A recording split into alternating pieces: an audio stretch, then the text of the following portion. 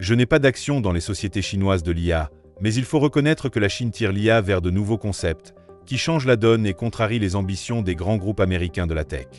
J'ai déjà eu l'occasion de présenter des merveilles chinoises de la création numérique par l'IA. Aujourd'hui, je vais revenir sur une que je vous avais déjà présentée, DeepSeek R3. En commençant par des données techniques sur ce modèle, puis par ses avantages pour les usagers personnels. DeepSeek V3, lancé en décembre 2024, est un modèle open source de 671 milliards de paramètres qui concurrence directement GPT-4o et Claude 3.5 Sonnet. DeepSeek V3 utilise une architecture Mixture of Experts, MOE, où seuls certains experts sont activés pour chaque token via un système de routage interne. Cette approche permet d'activer seulement 37 milliards de paramètres à la fois sur les 671 milliards totaux. Cette optimisation réduit considérablement les coûts d'entraînement et d'inférence tout en maintenant des performances élevées. DeepSeek V3 s'est distingué par son entraînement efficace, nécessitant seulement 2,788 millions d'heures GPU pour un coût d'environ 5,5 millions de dollars. Ce coût représente une fraction de celui de GPT-4, estimé à environ 70 millions de dollars. DeepSeek R1 est issu du réentraînement du modèle DeepSeek V3 grâce à l'algorithme GRPO. Ce renforcement ciblé sur les mathématiques, sciences et raisonnement logique a développé ses capacités de raisonnement. L'algorithme GRPO, une variante du PPO, a été l'élément clé du réentraînement de DeepSeek V3 pour obtenir DeepSeek R1.0. Conçu pour améliorer itérativement les performances des modèles de langage, il s'est particulièrement concentré sur le développement des capacités de raisonnement. Cette approche a permis d'optimiser le modèle sur des tâches spécifiques de raisonnement présentes dans les données d'entraînement. L'algorithme GRPO fonctionne en 3 étapes. Génération multiple de réponses pour chaque prompt afin d'explorer diverses possibilités, comparaison de ces réponses entre elles selon des politiques définies, puis ajustement des paramètres du modèle.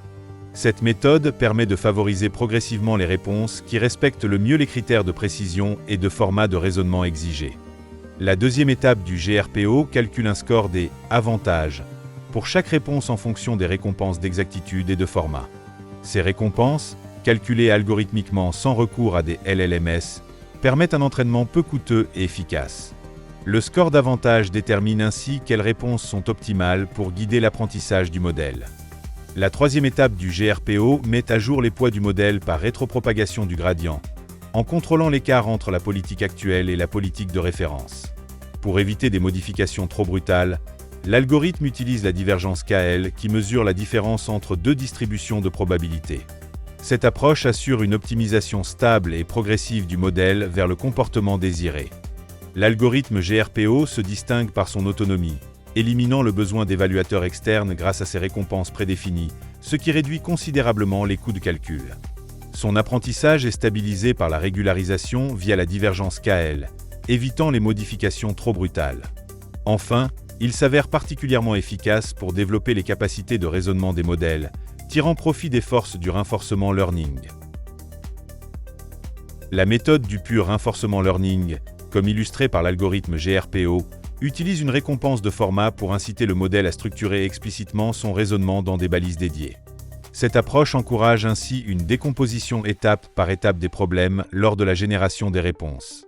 DeepSeek R1.0 et son entraînement basé uniquement sur du reinforcement learning ont démontré des progrès significatifs par rapport au modèle de base, le modèle DeepSeek V3, se rapprochant même des modèles d'OpenAI. DeepSeek R1.0 se distingue par son entraînement novateur basé uniquement sur le reinforcement learning, développant des capacités de raisonnement exceptionnelles avec moins de ressources.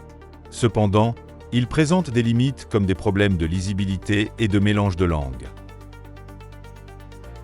Nous allons maintenant regarder sous l'angle de l'énergie consommée par les IA. Les énormes centres de données utilisés par les IA des GAFAM sont de plus en plus consommateurs d'énergie, et les pays ne peuvent plus augmenter les capacités de production. Les grandes sociétés de la tech envisagent de créer leurs propres industries énergétiques. Voyons comment DeepSeek limite la progression de la consommation. Dès particulièrement remarqué, ce modèle a été entraîné avec seulement 2048 GPU, une fraction des 20 000 GPU utilisés pour GPT-4. Son coût de développement est donc bien inférieur à celui des autres grands modèles d'IA. Cette efficacité se traduit aussi par une consommation d'énergie considérablement réduite. Elle questionne ainsi la nécessité de construire de nombreux centres de données, pouvant potentiellement diminuer la demande énergétique globale. Depuis ChatGPT, les géants de l'IA, surtout américains, ont tendance à surconstruire leurs infrastructures par crainte de pénurie. Cette stratégie inquiète les investisseurs quant à la rentabilité, expliquant leur réaction au modèle efficace DeepSeek comme une éventuelle bulle qui éclate. L'adoption future de l'IA et ses besoins réels restent incertains, rappelant les cycles habituels des nouvelles technologies. Cependant, la demande pour les centres de données persiste et le secteur peut désormais ajuster sa construction plus rapidement face au surplus. Cette flexibilité contraste avec le développement, bien plus long, des centrales électriques nécessaires. L'univers du calcul sur GPU n'en est qu'à ses débuts. Malgré les longs délais d'entraînement des modèles, la demande et les cas d'usage ne cessent de croître.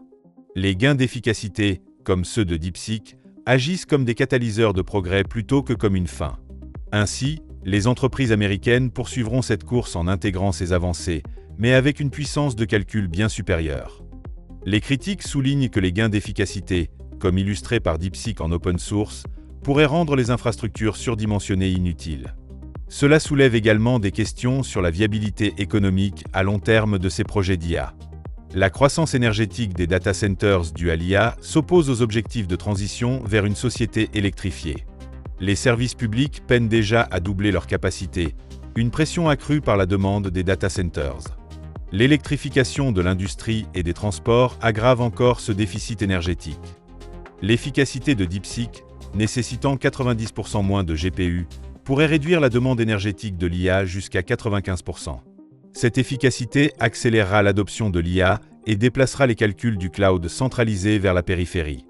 Ainsi, la demande énergétique deviendra décentralisée plutôt que concentrée dans d'immenses centres de données. La croissance de l'IA pose un défi énergétique majeur pour les géants technologiques et les services publics. Face à l'intermittence des énergies renouvelables, des projets nucléaires émergent, financés par les acteurs du numérique. Cependant, la décentralisation de l'IA rend cette analyse obsolète. La solution durable reste la réduction de la demande électrique, non le simple remplacement des sources. DeepSeek AI a dévoilé DeepSeek OCR, une approche révolutionnaire de la compression de long texte par cartographie optique 2D. Ce système innovant démontre que la compression basée sur la vision peut atteindre une efficacité remarquable pour le traitement de documents riches en texte, révolutionnant potentiellement la façon dont les grands modèles de langage, LLM, traitent les informations textuelles volumineuses. Les requêtes basées sur des textes sont limitées par le nombre de caractères acceptés par les prompts, ce qui souvent réduit la précision des réponses et oblige à segmenter la recherche. Les ingénieurs chinois ont observé que les images peuvent, même avec une faible résolution, contenir des millions d'informations.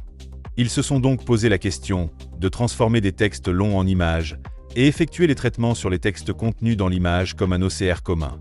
L'innovation majeure de DeepSeek OCR réside dans sa capacité à compresser considérablement les informations textuelles tout en conservant une précision élevée.